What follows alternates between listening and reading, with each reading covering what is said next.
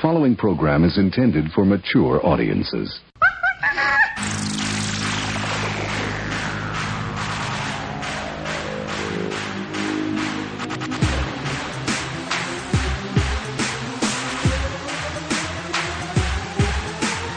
You're listening to Basically a Sports Show. Follow us on Twitter at Basically Sports. Subscribe to our podcast on iTunes. And download every episode and more at basicallyasportshow.com. Now here's your hosts, Zach, Greg, Mike. And you're listening to Basically a Sports Show. I enjoyed the morning edition of Basically a Football Show. Yeah, that's been weird. You know what? Coming to you, Morning Zoo. Yeah. Press the buttons. It's funny if you listen to it. Zach, it takes him a little while to kind of get rolling as we get started. So I thought it's 10:30, man. I thought, you know what? This week we'll wait until like 2:00 Eastern time to start, so he gets a little more time to kind of get it together. So what are we doing tonight? What's hot off the presses? What's the big pressing issues in the world of sports, or otherwise, for that matter? Well, for one, whatever it is, it's not right on the teleprompter. We'll flip a coin. Who wants to go first? Well, okay, how about this? All right. Mumps have taken the NHL by storm. Yeah, what the hell is that? How the hell did Corey Perry get mumps? Well, it's not just Corey Perry. Corey Perry, Francois Beauchemin, as well as Jonas Brodin and Scandella from the Wild. And also linesman Steve Miller. Wow. has mumps. It's one of those things. Apparently, some of the Blues tested positive for it as well. Great. Corey Perry's on my fantasy team. I need him back, and soon. No, he's got a disease that has been thoroughly eradicated from the Western world. So right, and Perry was at practice today, and people asked him about it. He's like, "No, I got all my shots as a kid and the vaccinations, and I guess sometimes they just don't work." I've heard that about mumps vaccinations. Actually, when I was a kid, you just got the mumps, and that was it. You lived through it and went on about your business, and right, because it's not something you can combat. It just kind of. You just got to let it run its course. Right. I think it takes about 2 weeks, if I remember right. Well, Perry went to the hospital and got some fluid injections. So apparently I think he got it last Tuesday, and now he might be ready to play on Saturday. Isn't it just basically your glands just run wild and get all swollen and shit? Isn't that what happens? They just swell up. You have swollen cheeks and things of that nature. Is Corey Perry patient zero of the mumps outbreak in the NHL? Yeah, it's duck flu is what it is. Nice.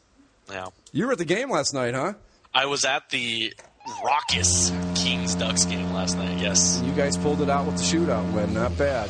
Pulled it out because our goaltending, Frederick Anderson looked terrible at the beginning of the game. He went to go just routinely glove a puck, and it just went right by him. And then Jason LaBarbera, third-string goaltender, comes in with the Hey, at least they didn't have to bring Dwayne Warlison back out. So no, thankfully didn't have to do that. But it was a crazy game. Good atmosphere as always for the Ducks Kings game, and both of us actually had pretty good NHL nights last night, Zach. Good rivalry nights. Yeah, the hashtag rivalry night. The Toronto Maple Leafs laid the smackdown on the Boston Bruins 6-1. Yeah, thanks for nothing, Tuukka Rask. The Bruins are not playing. Rask has been he's been a sieve this year, man. At times, it's been terrible. I want it noted that when we did our prediction thread, I said the Bruins were going to regress a bit. Well, you were right about the goaltending, at least. I'll tell you right now, Mike, straight up, Darcy Kemper for Tuukka Rask. That's it. I'll give you the deal today. We'll do it right now on the show. Right now. Give me the mumps patient zero in that package, and we'll talk. No, he's not going anywhere. Okay, everybody that's in the CHL listening to the show, stop listening for a second because there's something I have to say here.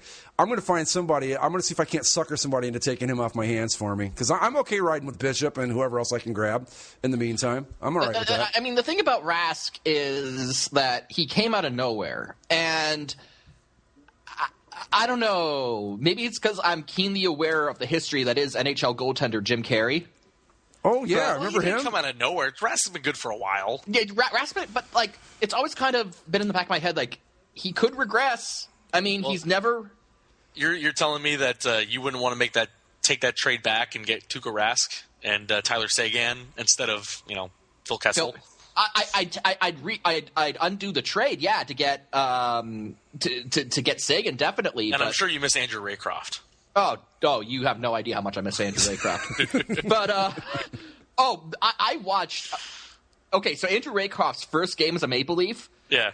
Was actually the first home game the Leafs played after I went away to university, first year university, and I joined Western Ontario's Student Leafs Club, and went out to a bar in London, Ontario, and we're all excited, all wearing Leafs jerseys, all got the game on. It's Leafs Senators, Andrew Raycroft's first game. He's gonna be the goalie to lead us to the promised land, and then it was like 5-2 Ottawa after 2 periods. I'm like, oh, this is sad. This is going to be one of those seasons, isn't it? Oh, man. I'm looking at the standings. My Blue Jackets are, oh, Lord. They're below Carolina, for God's sake. Well, Yeah, they're only 1 point from the bottom. They're 1 point ahead of Buffalo. Yes. well, to be fair, half the team is AHLers at this point. Yeah, I know. It's just got to a ride terrible it out. turn of events. Yep. And, especially after the playoffs they had. Everyone was expecting them to be good. I had them making the playoffs. Well, so did I. But, Yeah, but There were some crazy prognosticators picking them to make the Stanley Cup final. that wasn't me. I had Montreal. Bobrovsky's, it says here he's back at practice with the team, so that's a step in the right direction. But yeah, half the guys that we watched on that magical playoff, well, not run, but that series last year, are sitting out right now. They're just, you're right, it's like an AHL team. So everything's back to normal, in other words. Yeah, well. But yeah, I just, wow, I did not know. I mean, I knew it was bad, but I didn't know it was that bad. Yeah, it's a... Yeah, they're only a point ahead of Buffalo, for God's sakes. Yes. But fun fact. Okay, you want to hear one of my favorite stats in the league so far right now? Sure. So goal differential. Usually you can tell how good or bad a team is based on goal differential. Good positive goal differential, you're probably a good team. So the Buffalo Sabres are last in the league in goal differential at minus 39 Yeah. over 17 games. So that's they're losing roughly every game by 2 goals. Who is in second place in goal differential? Buffalo's minus 39. They're 30th over Columbus. It looks like Columbus at 17. Do you see the difference there? Yeah, it's huge. Second to last and last. Yeah. Minus 17 to minus 39. And not to mention the fact that the Jackets, their top goalie's been out for a good long while now, so that will get better as things. God, Buffalo is fucking horrible. The thing about Buffalo is this is intentional. Like, they are trying to be this bad. Oh, I know. They're succeeding wildly at this point. The thing, it would kill me if Buffalo managed to be this terrible, and if they don't win the draft lottery. And Connor McDavid goes to like New Jersey. So they could do all this and still not get Connor McDavid. Who shattered a puck, by the way, in case people forgot. He also shattered his hand the other day. What did you hit it with his own shot? Well, no, that would have torn his hand right off. What am I saying? He got in a fight, and during the fight, he missed one of his punches and hit the dashboard. Oh, and broke his hand. That's what happens when you punch a wall. He shouldn't be fighting anybody. He should be like Gretzky at this point. No, but from what I understand, because since he's the number 1 overall prospect, one of the best players in the junior leagues, guys like that get just hounded all the time. Oh, I don't doubt it. Slashed and poked and bumped into every single shift.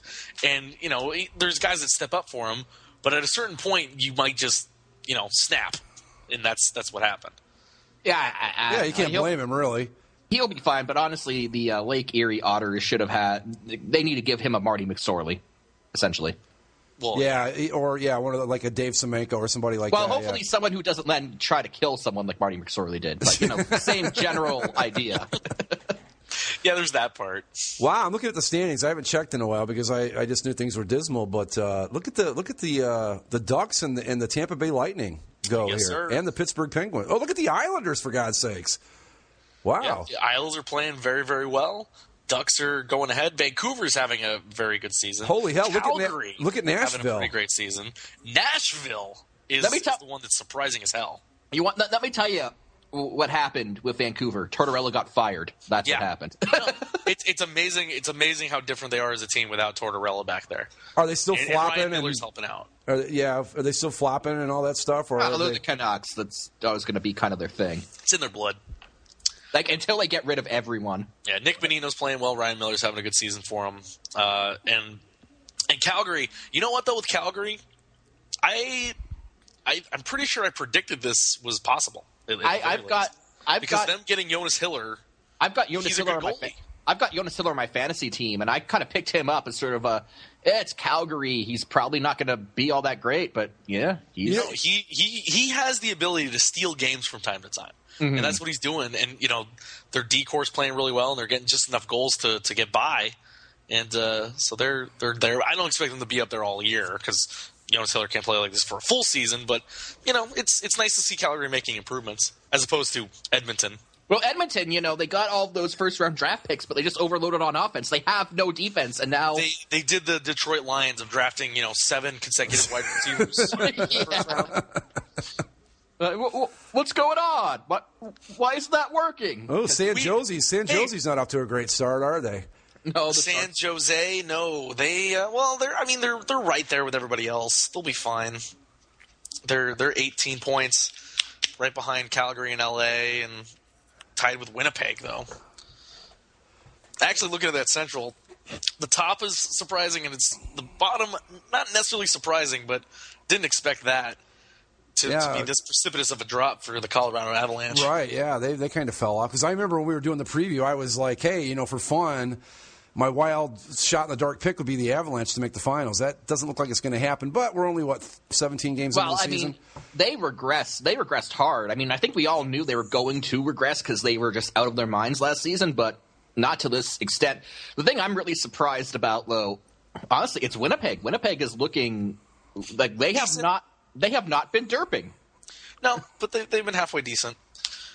But the whole Central Division's kind of topsy-turvy right now because you got Nashville at the top, Winnipeg's up there, Colorado's at the bottom, but everyone was on Dallas's jockstrap in the offseason. Like, they had a big offseason, that's why. They did, but they're not any better. They're probably worse right now than they were last year. And hey, you know what? My Toronto Maple Leafs, they're out of the wild card. They're into, the legitimate standings. Well, they're tied with Boston. But hey. They actually have one less win than Boston does. But they have 2 fewer losses.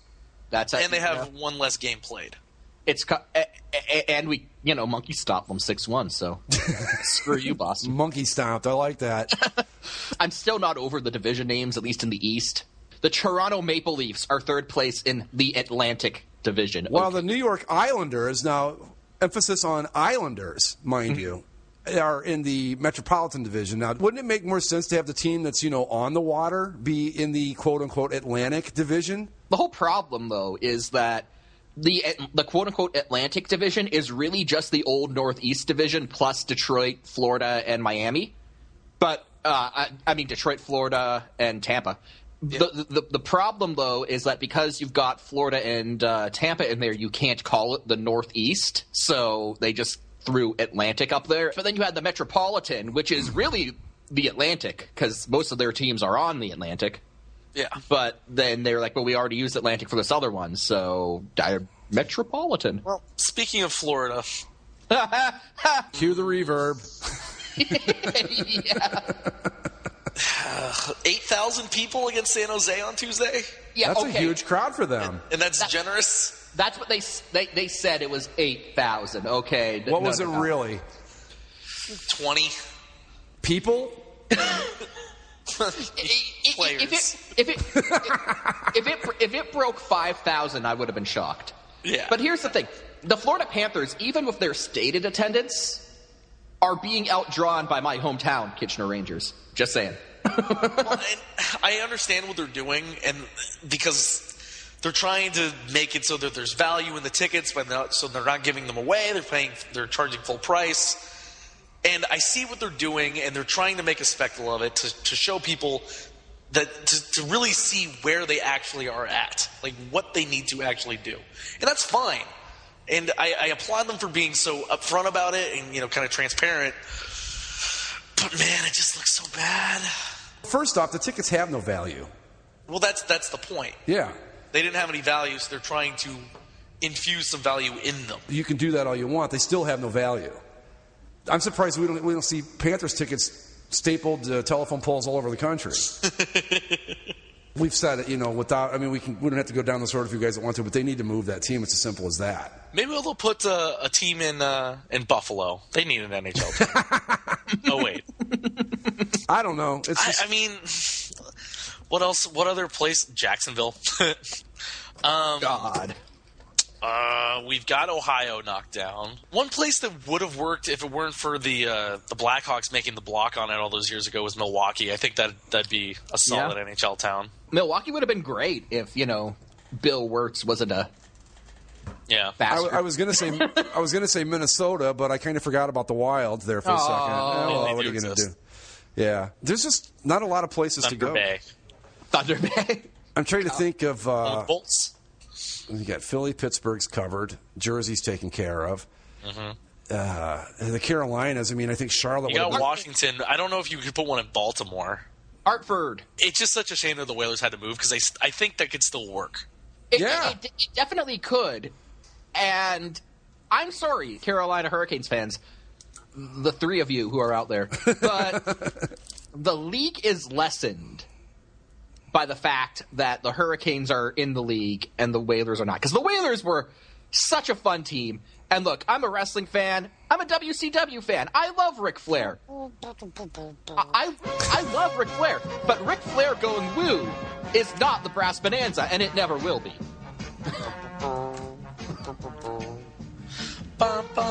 Yeah, it's stuck in my head now, too. Thanks, Zach. It's the perfect...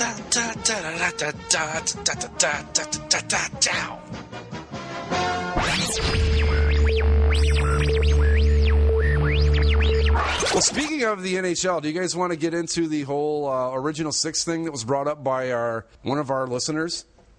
Oh, Keith It wasn't necessarily brought up by one of the listeners. Well, he saw it. Keith Olbermann. And it's not even been brought up by Keith Olbermann. There's been many other hockey historians that have brought it up. Right. It's an interesting point. It is, but... The original six is not the original NHL lineup. Well, I'm going to say this in regards to Keith Olbermann's piece. He is both correct, and he's also horribly wrong. How is he wrong? Well, he is correct in that. Okay, first of all, he's wrong in that he considered the Maple Leafs not an original team. No, they are. Well, no. I know what you're going to say, but if you want to be technical about it, no, they're not. The NHL considers the original Toronto team the Maple Leafs. The Maple Leafs consider the original Toronto team the Maple Leafs. Alabama also claims like 27,000 national football championships. Yeah, Ohio State claims 9, and I think we've only legitimately won about 4 of them, so yeah. My point, though, is that the league considers it one team, the team considers it one team, and if you actually go back and look at how all that went down, the players who played for the Toronto Arenas, the original team, that same group of players played for the St. Pats. So, as far as I can tell, from a practical standpoint, all that happened was that the team changed owners and got a new name. And you can say, well, okay, the NHL team that the Toronto Maple Leafs don't have the same name as what they did when the NHL started up, but it's still the same team. Like, I don't see anything that says that the Maple Leafs aren't, because continuity of personnel, plus the fact that every historical record, both for the Maple Leafs and the record that is released officially, that is officially recognized by the league, recognizes them as the same team. So I don't see how the Maple Leafs aren't. I don't see how that holds any argument. Okay. Do we? Yeah, but... Okay. But I don't know. It's you can get a whole lot of technical about it. Well, here's the thing. My question is, because what was it? NYK 33, I think is what he goes by. Yes. Asked us what we thought about it. I get the whole argument that they're not the actual original 6, but it doesn't bother me any. I mean, really? But I think really when the because the term original 6 wasn't used until expansion. And so what that means to me is that those were the original 6 pre-67 or whatever year it was expansion. Right. Yeah. Before expansion. The whole thing, and the main reason why I say Keith Olbermann is correct, but he's also horribly wrong, is that he's wrong in that he's taking the term original 6 too literally. Of course, nobody. The original 6 aren't the original NHL teams. Even and again, I would still passionately say that the Maple Leafs are an original NHL team. But even if you say that, okay, yeah, of the original 6, only 2 of those were around at the start of the NHL. And nobody says otherwise. Nobody's rewritten the history books to put the Red Wings, the Rangers, the Blackhawks, and the Bruins there at day one. I've never even seen gear that says like Boston Bruins established 1917 or anything like that. Of the 4 teams that were most definitely not there at the beginning of the NHL that are in the original 6, none of them claim to actually be there from the start of the league. So again, why Keith Olbermann's wrong is that he takes the term too literally, because not even the NHL says that they were there from the beginning. The problem with that, really the original 6 and all of it is really more of a marketing thing. It's not something that means a whole lot, because the original 6 era, quote unquote, is 25 years from 1942 to 1967. Mm-hmm. And the problem is when you go and market these things, like the Ducks, they have a marketing campaign right now for the original 6-pack, right? Where you get a game to the Maple Leafs, Red Wings, Rangers, Bruins, Canadians, and Blackhawks. Yeah, Blue Jackets do the exact same thing. Yeah, and the problem is when you see them marketed, they're like the original 6, like I said, from 1942 to 1967. When they market them, they're trying to market it the same way that you would market old-timey baseball, like 1920s and 30s. Except for the fact that these are old, if we want to use that term, old-timey hockey teams. Yes, they might not be the 6 original NHL teams, but all of them still have roots into the 1920s. I mean, you can... that's where I don't kind of get the outrage at all of this. Yes, okay, it's a marketing thing, but another thing to keep in mind for the original 6 and why that term gained traction was, again, Zach, you said it, they started in 1942. Well, what happened around that time? Well, radio and TV started to really expand. So for the majority of fans in both the United States and Canada who are watching and listening to the NHL, from the start of the radio and television eras, those 6 teams were the ones that were the teams that they knew, and that's sort of what happened. I mean, that's sort of what happened. By the time that mass media really started to take off and the NHL really started to go along for the ride, all of the other teams that many of which predated the original 6, or at least 4 of the original 6, they had all fallen by the wayside. So for an entire generation or two of hockey fans, these 6 teams were it, and then you had 6 more. So how do you distinguish between the 6 teams that came before and the 6 teams that came later? Oh, you could say original 6. Right. It's just really what the problem lies in the marketing, where people, because there are people that if they don't go and read the history or know the history like we do, when someone says, "Oh, original 6," so it's like, "Oh, these were the first 6 teams." Oh, I definitely get that. So there's a lot of people that think that, and it's like, well, that's not true. I definitely get that. The original teams, if anyone's really curious, the original teams: Montreal Canadiens, Montreal Wanderers, Ottawa Senators, not those ones, the other ones, the Quebec Bulldogs, and Toronto. But in the Keith Olbermann piece, he mentioned a team in, I think, Seattle and another one in... those were NHL teams. Those were in the Pacific Coast. Okay. Back in the day, what happened was the champions of the NHL would play the champions of the Pacific League for the Stanley Cup. Yeah, because when he brought those two teams up, I thought, we've talked about this before. Right, yeah. And I actually had to do a speech on the Stanley Cup, so I know this history. The Stanley Cup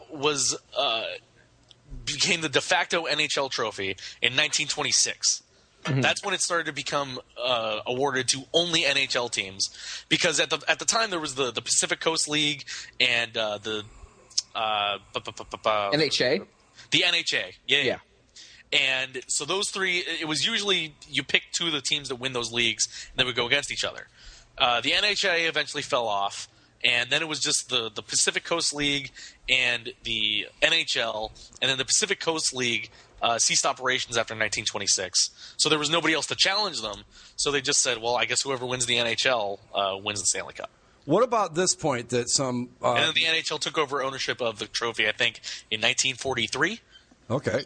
Yes, but technically speaking, isn't there still a Stanley Cup commission or council? There's a group of people who are technically unaffiliated with the NHL, but who are the custodians of the Stanley Cup, more or less. Because I remember they got brought up during the lockout when people were like, well, couldn't they decide to award the Stanley Cup to someone else, like a minor league team? Right, that was brought up, but it's essentially the NHL's trophy. Yeah, it is, yes. Technically they could award it to whoever they deem as the best professional hockey team. It doesn't say that it's awarded to the NHL team, but technically speaking, its original purpose was the best hockey team in Canada. So right, it was the best hockey team in Canada, and then actually it was the Portland Rosebuds that were added in 1916. Yeah, they were the first American team to play for it. Right, and so once they got added into the Pacific Coast League, they reworded it to say the best professional hockey team in the world.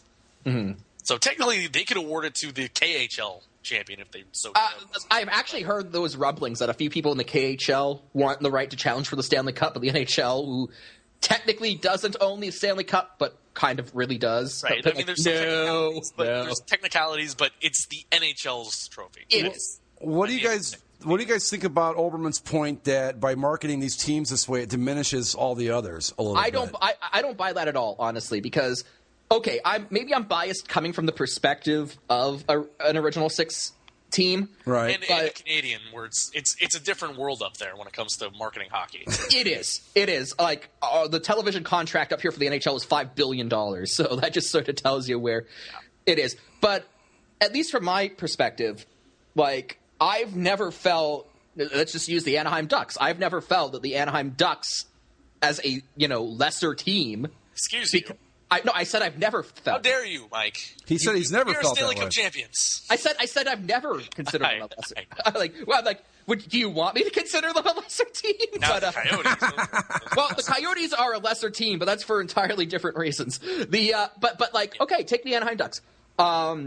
Periods of sustained success and in some cases dominance. Stanley Cup within the past 10 years. I don't think I don't look at the Anaheim Ducks and go, oh, well, they're not original six. They don't count. It's absolutely ludicrous. Well, not that. Okay, go ahead. I'll make my point after you're done. Go ahead. My point is that at best, the original six represents a group of teams that played against each other during hockey's first real golden age, and as such, there's a lot of history and nostalgia attached to it. And if you talk to older folks, like, say, my dad or some of my uncles who kind of grew up during that era, you say, oh, the original six teams, oh, those teams mean a lot to them because that was the NHL. That's it at best. At worst, I really only see the original six. At worst, it's really anything dangerous, or it's not anything malicious. At worst, it's just sort of an empty marketing gimmick. And it allows teams to slap, catchy phrases onto their ticket packages, like Zach described, original six pack. Honestly, so, if there's anything that I think that diminishes the rest of the league, it's the fact that, at least in the United States, it's that NBC has a select group of teams that they show on TV. Yeah, exactly. Yeah. I mean, the problem isn't original six. It's not the original six. It's the NBC 7. That's what the problem is. It's the 4 American original 6 teams plus Philly, Buffalo, Pittsburgh, and Pittsburgh. And now, and this year they've so graciously, thank you, sirs. They've so graciously added the Kings and Sharks to their round table. But nobody's going to watch those games because they're on so late. Well, you. Well, I'd say swap the Sharks out for the Ducks because, the Ducks have actually won something, so. But, again, and maybe I'm coming from a privileged perspective because I root for one of the esteemed original 6 franchises. But I've never felt like the rest of the league has been diminished. At most, I've seen a case where, when Chicago played Boston, the Stanley Cup, people kind of said, "Oh, it's cool that 2 original 6 teams are playing for the Stanley Cup." But I never meant that as if, the Stanley Cup Finals would be lessened if it was a non-original 6 team. But again, Mike, this is because you're in Canada. I think you could literally, it could be Florida versus Arizona, and Canada would still watch. I think we would because Shane Doan. We would. I don't think it's so much that they're diminishing the teams overall. It's just that if let's say that you're a Columbus Blue Jackets fan, okay, and you've got them going, you can do an original 6 game, or you can go see them play the Hurricanes. That's what I'm talking about. I think that it might. I'm wondering if it doesn't hurt the draw of the rest of the teams a little bit when you elevate the original 6 the way you do. But then, by the same token, they do the same thing with the Yankees, the Red Sox, the Giants. Sure. Yeah, it's not necessarily. It's not even really an NHL problem, right? Maybe not even an NBC problem.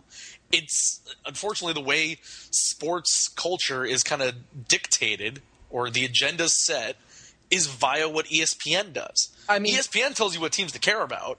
So why would anyone care about the Houston Astros? Why would anyone care about the Florida Panthers when you have the Yankees, the Red Sox, the Lakers, the Celtics, the Patriots, the Broncos, etc. down the line?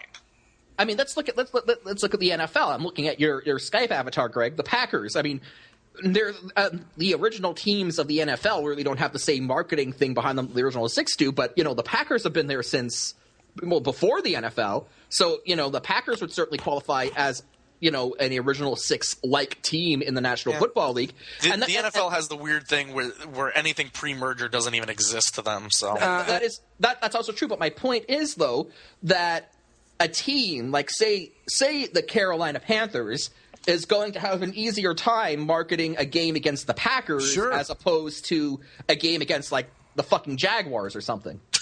So that's a fierce cat rivalry. I mean, I'm just saying, going out and saying, "Hey, Panthers fans, come watch our team play." The historic Green Bay Packers is going to be more successful than come watch us play that shitty team from Jacksonville with stupid helmets.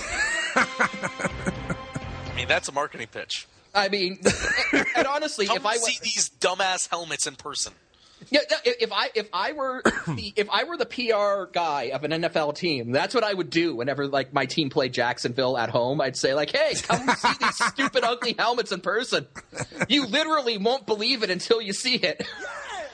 It's but Zach brought up I think that to me the original 6 I think is the way they intended it is just basically the pre-expansion teams. I never thought of them as the quote-unquote original 6 hockey teams because I knew the New York Americans existed. That's the only one I really knew about other than the 6. Pirates, Philadelphia Quakers. But you know what I mean? I knew that there were teams. Montreal Maroons. There were teams besides the original 6. But so the way I see it is just like that. It's from whatever you said, 42 to 67. That's the original 6 to me, not the original. The first ever 6 hockey teams in the NHL. I never looked at it that way. No, the original. Yeah, I mean, and that's why I say Keith Olbermann is also horribly wrong while also being correct because not even the NHL intends original 6 to mean original NHL teams. And you could say, well, that's not what the word original means. And I'd say, no, yes, you're absolutely correct. And perhaps it is a poor choice of words, but I think the term original 6 has sort of kind of evolved beyond its standard dictionary definition. And again, you're never going to see a New York Rangers, hat or shirt that says established 1917 or anything. History is not. In fact, the NHL is probably the best team when it comes to actually respecting the history of the game, unlike, say, the NBA. But I'm just saying in the NHL, like the new Ottawa Senators team, who are a 92 expansion team, they've been lobbying the NHL for years to officially be granted the history of the original Ottawa Senators. And the NHL said, no, you're not. You're not the original Senators, so you don't get it. But then they put the Stanley Cup banners up anyway. But, with the current Senators logo on them. With the current Senators logo on it. And they're made out of this horrible, like, vinyl plastic garbage. Yeah, we looked at a picture of them a while back. I remember. I mean, I went there, and I was like, that's what they made them out of? They're not cloth? They look like garbage. They look like garbage bags. That team is so trashy. It's fantastic.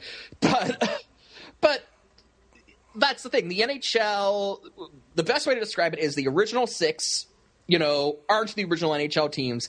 They're the six teams that made up the NHL during hockey's first golden era after the mass media boom. That's the best way to describe it. And you want to know what else about this Keith Olbermann piece? That this is what really got this thing into a discussion.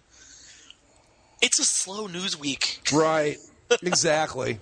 The Ray Rice stuff, especially for Olbermann, Ray Rice stuff is come and gone.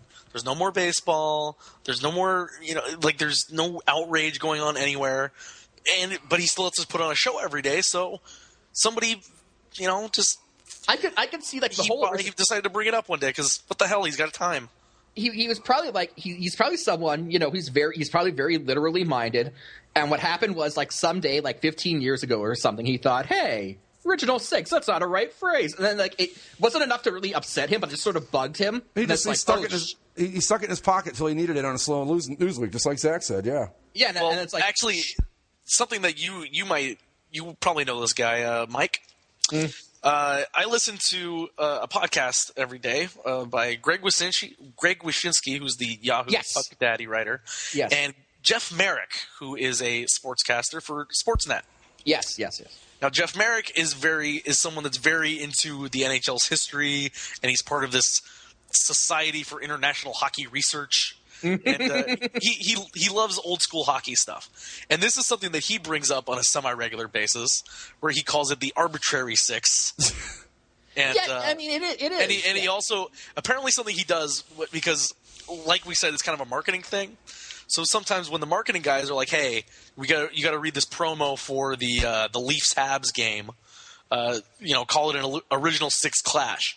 He refuses to say the words original six because he's so vehemently against that phrase being used. So we'll say it's a matchup between classic rivals.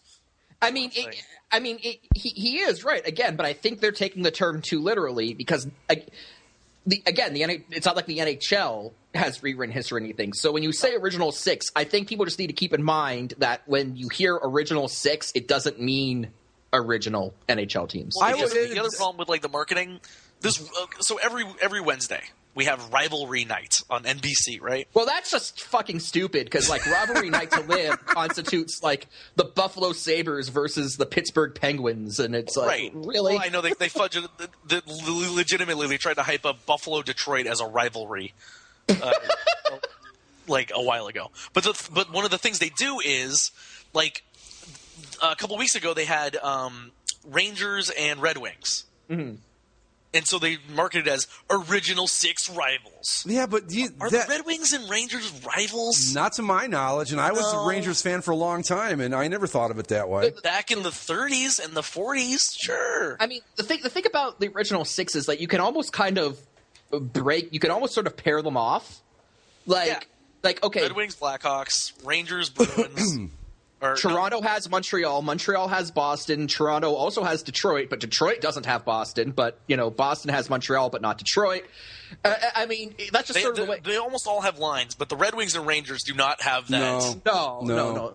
They barely played each other up until a couple years ago. Exactly. Really, yeah. I mean, It was for a long time. They twice a year, I guess.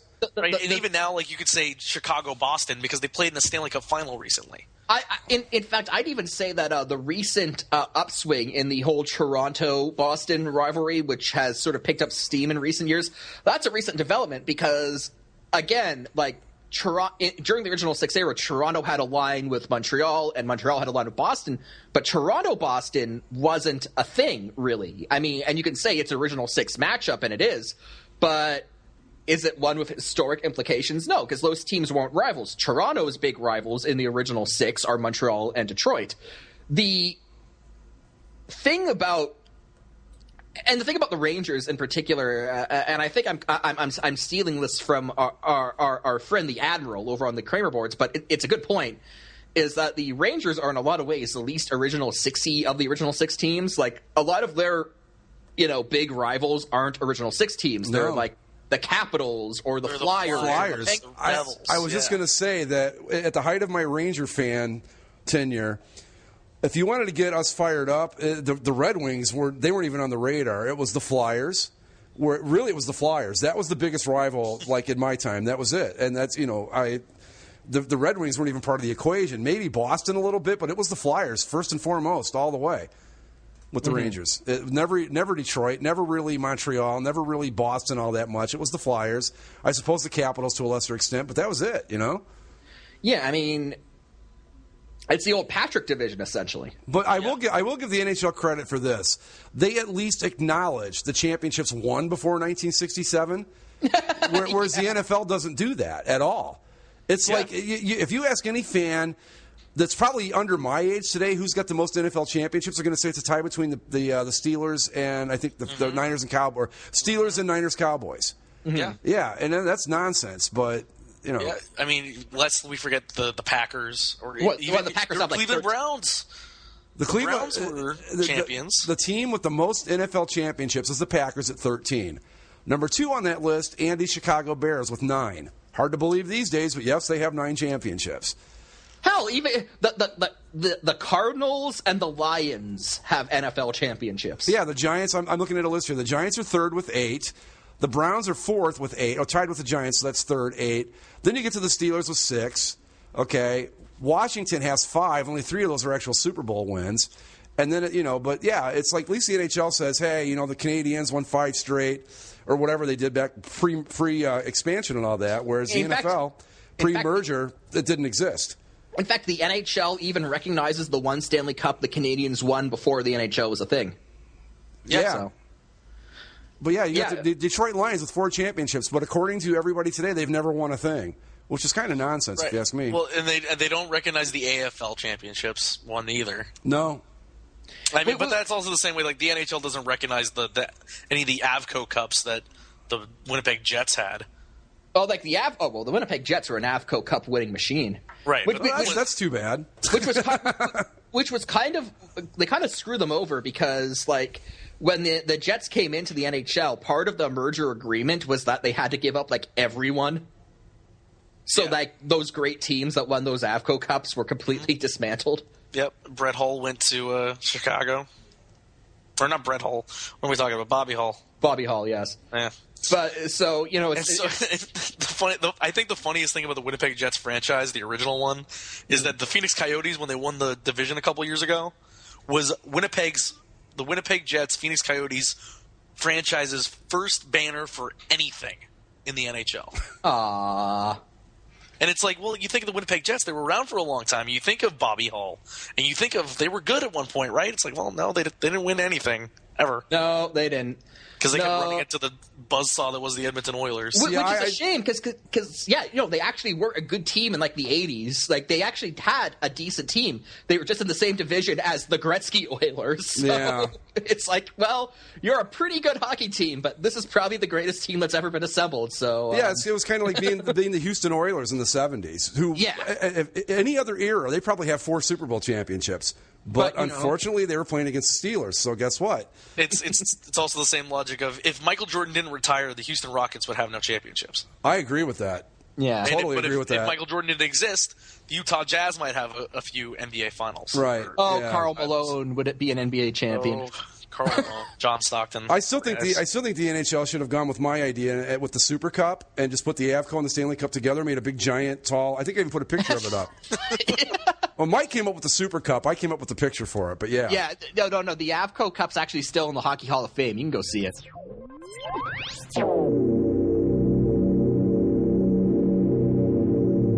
Mike, are you back? I am back, yes. Okay, you've got to help me with this. Zach says that the Nordiques jersey isn't that great. Huh? Yeah, I know. That's what I said. No, the Nordiques jersey is fantastic. Too many fleur-de-lis. But that's what makes it good. Exactly. It needs a stripe. A stripe. Every year at about late October, my girlfriend says, okay, give us some ideas for a Christmas gift. What do you think the first thing on my list was this year? Quebec Nordiques jersey.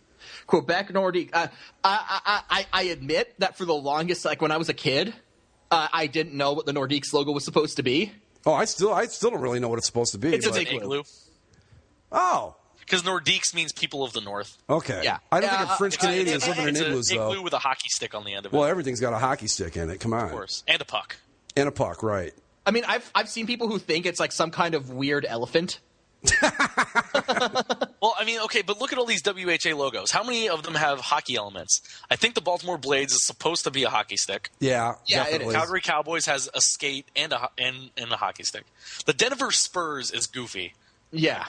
Cowboy boot with a blade on the end. You know of it. what, though? Don't you think it would have been the coolest thing ever had they made them wear skates like that when they played? Like cowboy boot skates? Come on, that would have been Same way awesome. that the Golden Seals had white skates. Right, exactly, yeah. Except these would be actual cowboy boots with spurs with blades.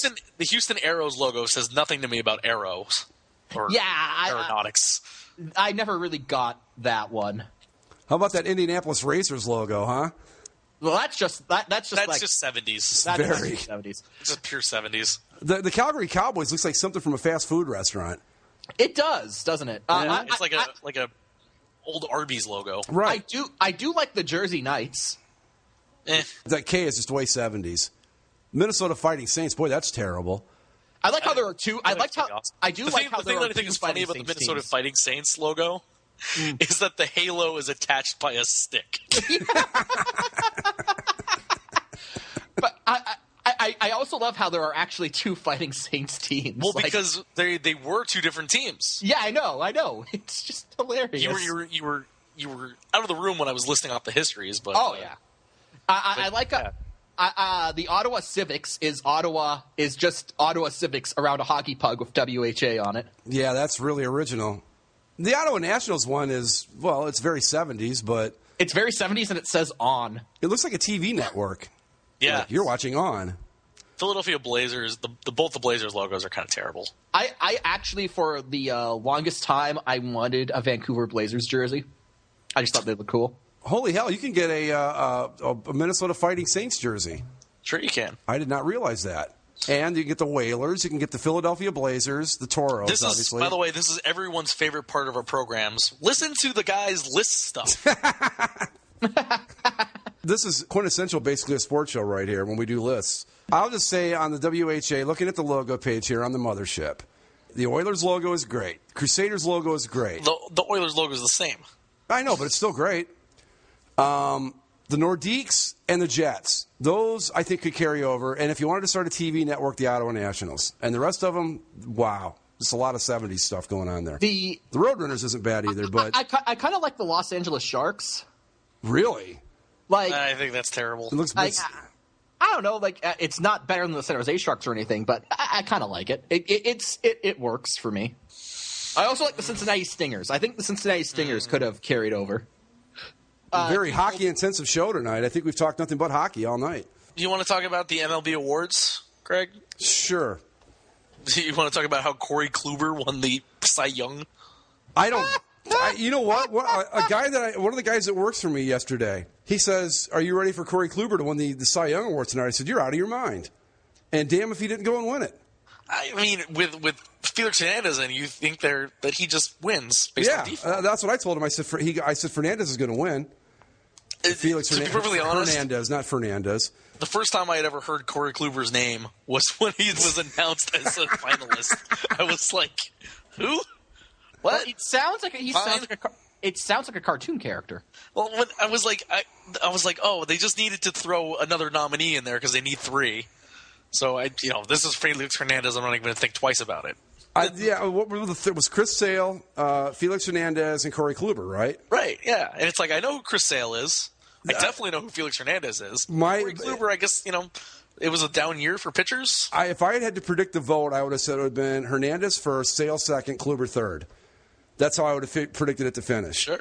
I'm surprised. I couldn't even tell you what his record is, what his ERA is, or anything. I mean, I knew he was the Indians' best pitcher, but I didn't think he was Cy Young territory good. Kershaw won the National League, right? Kershaw won the National League, and the unanimous AL MVP is Michael Trout. Mike Trout, yeah. About time.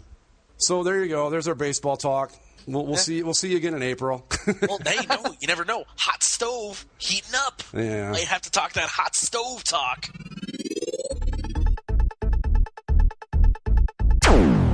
Ladies and gentlemen, Zach's Tabs. Zach's Tabs!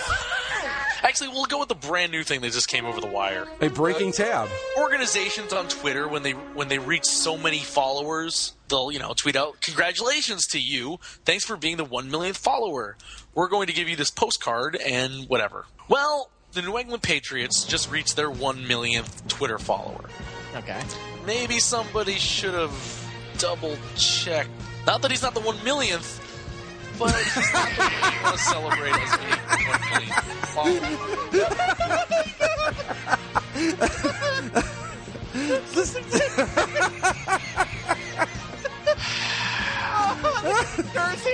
Oh my God. For those that can't see it, I mean, wait. Let me preface this. We don't think it's just it's funny. I'm going to say it. I'm going to spell it out. It's in all caps. It's at I hate N1 GGERSS. Thanks for helping us become the first NFL team with 1 million followers. And he's getting a signed card with Rob Gronkowski on it. Do they not have anyone manning that Twitter feed? This can't possibly. It can't possibly be real. It's either somebody just didn't think or it was automated. Mm-hmm. I gotta think it was automated. How can they keep track of somebody following them all the time? Right. So. Yeah. And this thing now that it's on Deadspin, they're never going to be able to get rid of it now. It is there. In fact, I'm going to save the pictures to make sure these motherfuckers don't get away with this. Right. Well, it's somebody in the comments rightfully points out, but if they block him, they'll go back down to 999,999. Some of the social media departments, they just. This is on their Twitter feed, right? Oh, yeah. Oh, my God. Wait till tomorrow. Wait until tomorrow. This is great in the comments section. Shouldn't the Eagles PR staff have some sort of policy against their players following other teams?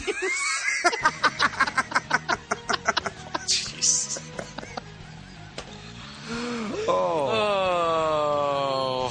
We apologize. Anyway. We apologize for the regrettable tweet that went out from our account. Our filtering system failed, and we will be more vigilant in the future. It was up there for an hour. An hour. Oh my God! I mean, it's what it says is awful, but fuck, is that funny? Oh my God! Well, speaking of teams and Twitter accounts, we should just quit. We're never going to top this. Well, Greg, did you see your Columbus Blue Jackets on Twitter this week? Oh no! Oh, the Blue Jackets won Twitter. No, the Blue Jackets won the Twitters. Well, this is okay. ESPN tweeted out at Blue Jackets NHL, "Hey Columbus, think you're the best fans in the world? Prove it. Apply now to the hashtag Fan Hall of Fame," and then they posted a link.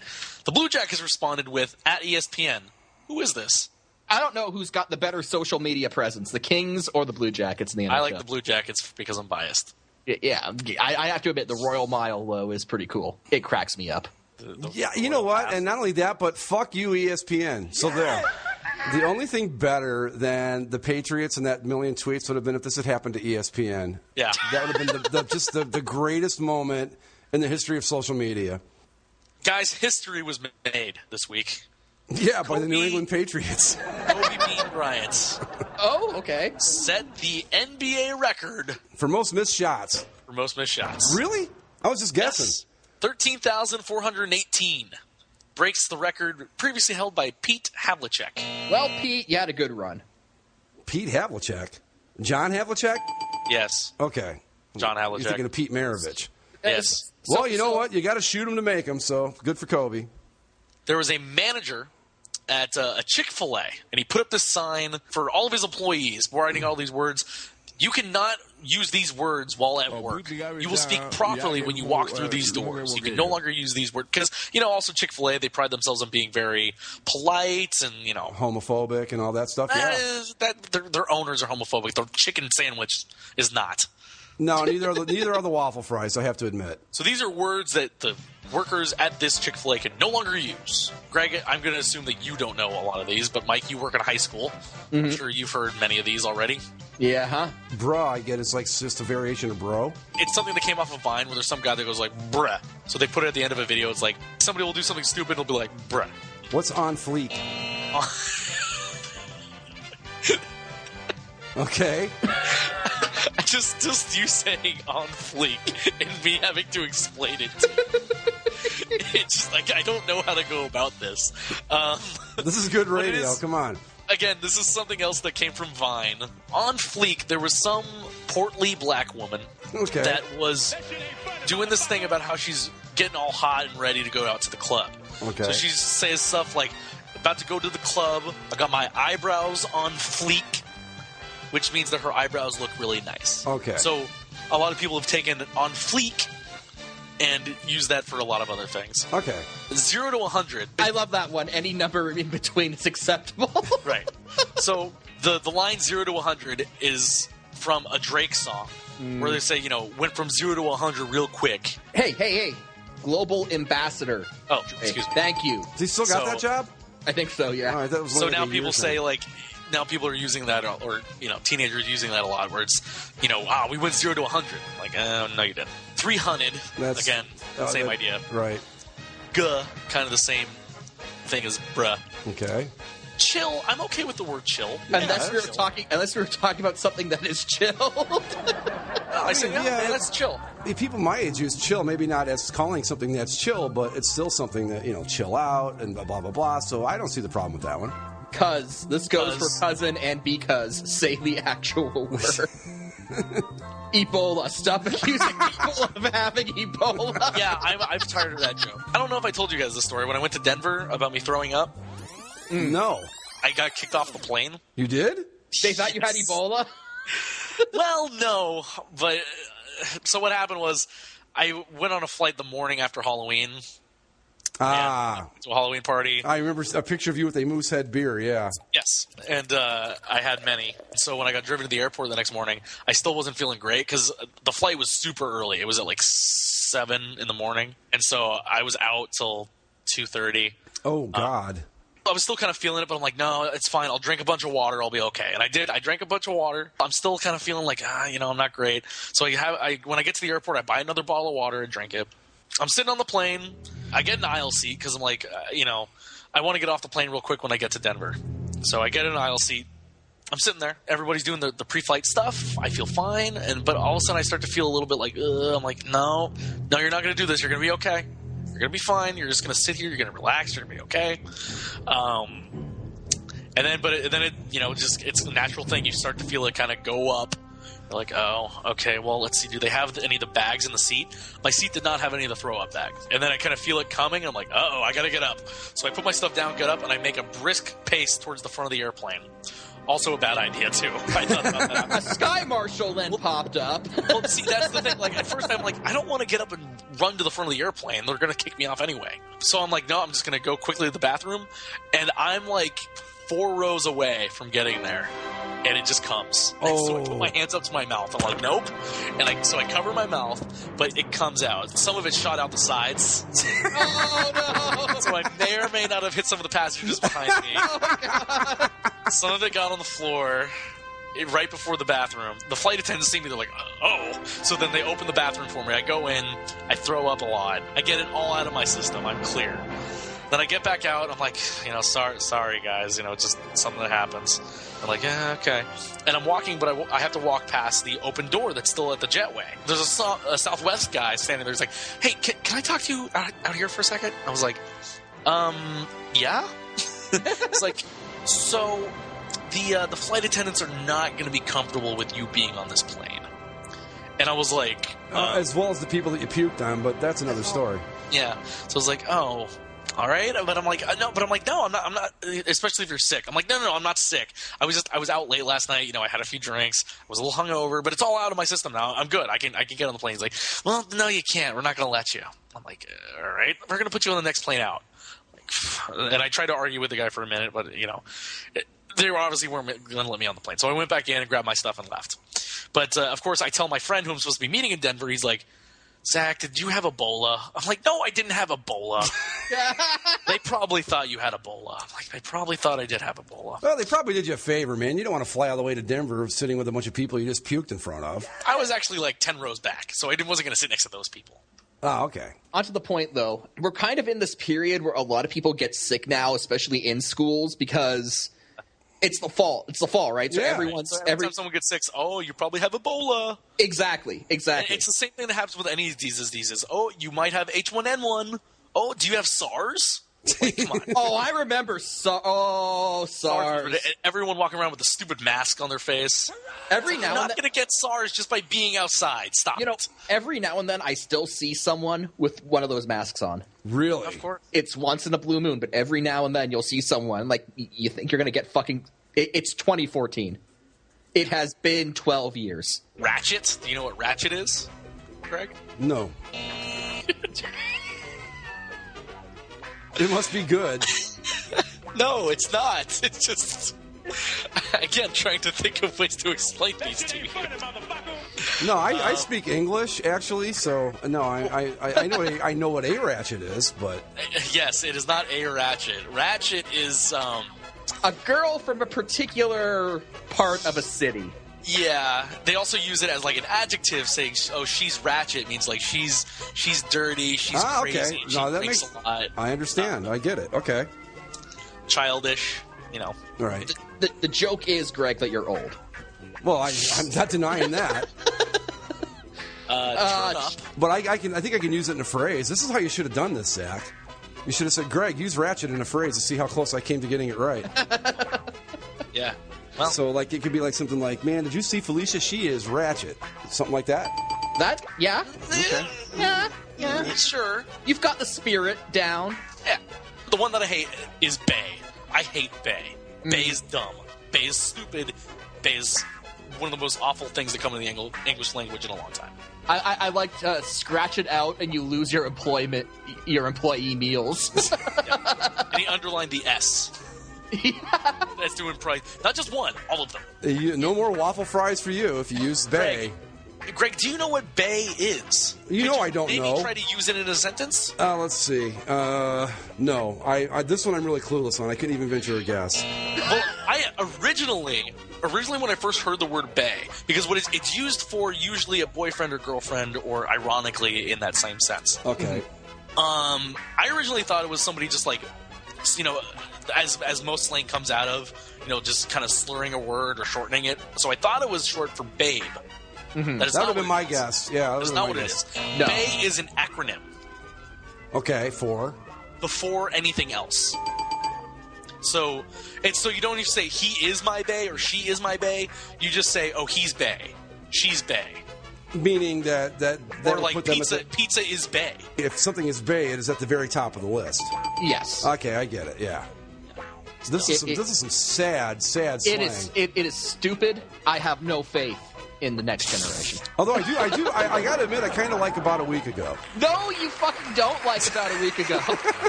Mike, are you well aware of About a Week Ago? I am well aware of About a Week Ago, because Do children use this in your class? children use this in my class, especially when you hand papers back to them, and then you have quizzes, and it's like, oh, About a Week Ago. Quiz from About a Week Ago. So somebody in the back of the class will probably go, About a Week Ago, right? Yeah. I think Ratchet works too. I think that works.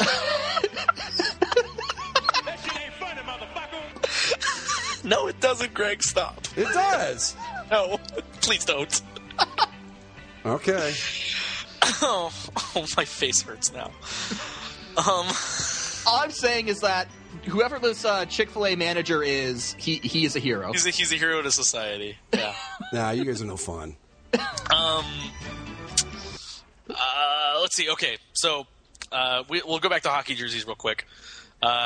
We love minor league hockey jerseys, right? Yes. Have you seen what the Cincinnati Cyclones will be rolling out this year? I bet you it's pretty fucking ratchet, whatever it is.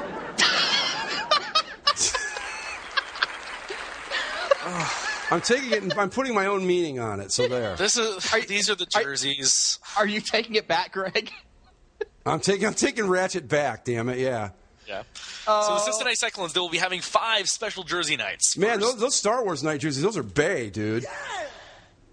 The Star Wars jerseys are made to look like R2-D2. Uh-huh. Oh, fuck, those Iron Man jerseys are bae, too, man. And I thought this one would be more up your road, Greg, with the parrot head jerseys. Jimmy Buffett sucks ass. You don't like going down to Key West? I love going to Key West. And you know the funny thing is about Jimmy Buffett? Yeah. He sucks everywhere in the world until you go to Key West and you go, damn, this dude's not bad. It's weird how it happens. I think it's because, like, Key West is the one place where you can kind of get into that state of mind where his music's good, and you're like, yeah, you know what? This is kind of cool. But then, like, when you've left Key West, you're like, this is stupid. I tell you what, the hotel I stay at the DoubleTree in Key West, and I sit out on the deck, and they have Sirius XM radio, and they play, it's called Margaritaville, at least it used to be, and they play nothing but, and I'm like, damn, this shit works down here. It doesn't work anywhere else, but it works in Key West. We end with some bad news here, guys. There's been some scandal in the badminton world. Jesus, I knew it. I just knew it. You could just tell something was amiss. You could just tell. They've known about this for years, and they've turned a blind eye. Yeah, that's the truth. It really is. The world's #1 badminton player, Lee Chong-wei, 32-year-old. Tell me Lee Chong-wei isn't a great new slang term. He's suspended after a doping violation. See? You knew, though. You could just tell by his shots. You were like, man, he's doped up. You just knew it. Look, his wristband size has gone up 3 sizes in the past year. You just don't get that except from a bottle. You can't put that. You just can't get that kind of a speed naturally with a shuttlecock. You just can't do it. No. Nope. Yeah. He was suspended for an apparent anti-doping violation, the Badminton World Federation said on Tuesday. Isn't that a prestigious organization? It's the very best. Well, they've imposed the suspension due to an adverse analytical finding of a sample taken at the BWF World Championships back in August. I don't know why we're hearing about this now. They were trying to cover it up, but you can't keep that kind of news quiet. It will get out. I want a press conference from the Badminton World Commissioner to explain why he let this go on as long as he did. Lee Chong-wei has got some explaining to do, folks. Lee Chong-wei put out a statement. He said, I just want to thank everyone who had faith in me through these difficult times. There's so many unanswered questions that I hope to clear my name soon. I never cheated, nor will I ever rely on banned substances. Yeah, I remember that. Rafael Pomero said the same thing, and look what happened to him. Well, the Malaysian faces a 2-year ban and will be stripped of the silver medal he won at the World Championships in Copenhagen in August. Shit, there goes their ratings right down the tubes. That's going to hurt. He will likely also lose the 2 bronze medals he won at the Asian Games in September. Look, I mean, this is a huge blow to the badminton. It really is. Look, that miracle in Copenhagen saved badminton. It absolutely did. You're absolutely right. It did. And now those memories are forever tarnished. Dare I say it, that what he did in Copenhagen might be on par with the Miracle on Ice. Just maybe. Just maybe. But, now we're never going to get those memories back. No. I'm devastated. No one else handles a shuttlecock like him. No.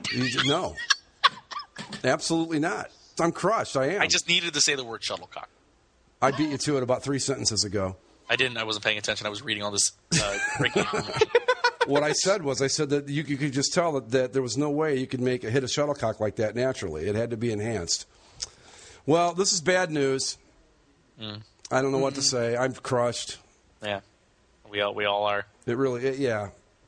I'm glad we saved this till the end of the show because it would really cast a pall over everything if we'd started with this. I did this for you guys. Thanks. Before we go, did we want to talk about Jalin Gameshi? Mike's tabs. No, Zach, you've got to do it in a Canadian voice. Ladies and gentlemen, it's if you wouldn't mind sticking around for just one more second. Not gonna try and keep you here too long, but we've got Mike's tabs. Thank you, Gordy. Anyway. Oh yeah, sure. Gordon, Cam, and the whole crew. Anyway, we've got so Gameshi, host for CBC Radio's show Q, general arts, entertainment, that kind of thing. Kind of a big star at CBC. They love this guy. But I always kind of got douche chills from him, and I'm glad to know that You were warranted. that those were warranted, because what is it now? Something like 8 women since 2000 have come forth since 2002. Like that. Worst of all, Lucy from Trailer Park Boys is one of these women. Yes, It's awful. have come forward saying that he sexually assaulted them. You know, and it's not just standard sexual assault. This is where it kind of gets weird. At least 2 women have gone on record saying that after he took them to his home in Toronto, he showed them a stuffed teddy bear named Big Ears Teddy before turning the teddy bear around and hitting and choking them, yelling, "Big Ears Teddy shouldn't see this." Big Ears Teddy. I don't know how to process that. Well, yeah. So, but breaking news, guys. Another breaking tab. Are you both sitting down? Yes. Because this is going to flabbergast you. Uh-oh. It is going to send you back against the wall. In tonight's game between the Raptors and Bulls, Derrick Rose left with an injury. No way. Did his other ankle shatter? God. No, apparently he injured a hamstring. Oh. I bet you the Bulls are thrilled they put all that money into that guy. I don't know what you do. Like, this is DiPietro all over again. You know what Rick DiPietro is doing nowadays? What? He hosts a sports radio talk show in New York.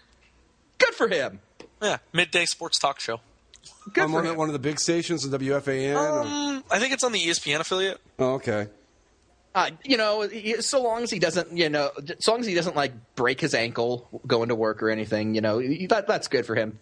So Rick DiPietro has a nickname on his radio show already. This is so radio. He's a member of Han and Humpty. Is he Han or Humpty? Well, his partner is Alan Hahn. So he must be he's Humpty. Humpty. So he's taken the nickname as in Humpty Dumpty. Well, that's pretty funny, actually. Can't get put back together again. Okay, that's clever. Yeah, you got to give him a couple points for that one. That's not bad. Yeah. His Twitter picture is fucking fantastic. Rick DiPietro? Yes. Remember when he grew the long hair and beard? And he looked like Jesus? Yeah. So he put his head on the Jesus statue from Dogma. That's kind of witty. I got to give him credit for that. It seems like he's a cool guy.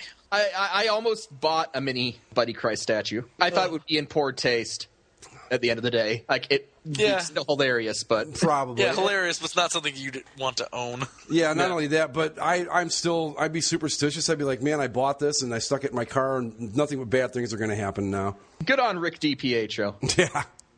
That's pretty witty, and the Humpty thing's pretty funny, too. Yeah. All right, so anyway. Humpty and Han, weekdays on ESPN Radio, 98.7 FM. Okay, so with that, we're going to call it a day and a night and anything else. And football show coming up on Tuesday. Football show. We'll be talking about, of course. We didn't talk about the rankings. Yeah, we'll get to them Tuesday. They're fine. Basically, listen to the... Too long didn't read. We were all right with our Tuesday show, basically. Yeah, especially Zach. He absolutely nailed it. How's Auburn I said doing? that TCU would jump over Alabama. I said ASU at 6. Yep. And, everything's about right. The had only thing I Ohio have a State problem at with is UCLA at 11, but whatever. We'll get to that on Tuesday. How's Auburn doing? What'd they fall to, Zach? They fell to 9. Yeah. Oh. Yeah, they're in better shape than they could have been after the whole thing was said and done. Yeah. They still have an outside shot at making the SEC title game. They need some stuff to happen. Yeah, and there's a lot of things that could still happen before this is all said and done. So it's going to be a very interesting end of the college football season. Yeah. And we have an elimination game on Saturday, Mississippi State, Alabama. Anybody want to make a prediction before we go? Mississippi State. Mississippi State, because I want them to put Alabama for the lulz. I'm going with Mississippi State because I've just got a sneaking suspicion that they might actually be legit. So I'm going with the Bulldogs. You guys were right, though. I just wanted to say on basically a football show just how interesting this has made the regular season. It really has. Like you got to imagine, like how did people not come up with this before? It's amazing. I used to be somebody that was against a playoff. I did not want it because I thought it would diminish the regular season. If anything, it's made the regular season even more interesting to me because it's just Ohio State was dead in the water 3 weeks ago. Now, like I said on the show, they aren't in the conversation, but they're a hell of a lot closer to it than they were 3 weeks ago, and I didn't think that was going to be possible. Oh, and speaking of predictions, I called it last week on this very show. I said Ohio State would kick Michigan State's ass. That's exactly what they did. They did. They So, did. there we go. Who's winning the football game tonight? Miami. Miami is? Yeah, I think it was 19-9 the last time I looked. Who are they playing? Buffalo. Wow, those all Aqua. They're horrible, Yeah. aren't they? That is some something. bad, awful-looking shit. They Okay. are something. All right, Mike, so what's coming up on the next Geek Show so we can move along and get to the plugs here? We're going to be talking about our experiences with Warlords of Draenor, the new WoW expansion. It finally launched last night, actually. So by then, we'll have played it for a couple of days, and we'll give you our thoughts on that. All right, and we told you the football show's coming up. A new episode of the Classic Rockcast has been released. An interview with Mitch LaFon, who I forgot to bring this up to you guys, lived next door to Ken Dryden when he was a kid. Thought that was pretty cool, yeah. And Gary Carter lived in his neighborhood, a couple other guys. You can hear it on the show, but... I think it's sad that the Ken Dryden Prime Minister dream has died. Ken Dryden, Why can't he be? Well, he ran. He's a member of the Liberal Party. Oh, okay. And he ran, actually, for the Liberal Party leadership, like, twice and lost both times. So it seems like that dream's dead now that they've gone with Justin Trudeau. I will give you a quick Ken Dryden story just to kind of tease the show. At Halloween, everybody else in the neighborhood gave out candy. Ken Dryden gave out Montreal Canadian hockey pucks. And this was back in the day when they weren't available everywhere like they are now. So that's pretty cool, I think. Huh. But yeah, Neighbors with Ken Dryden. So we talked about an hour of music and about 20 minutes of sports, and it was a pretty cool show, so check it out. And with that, I think we're done.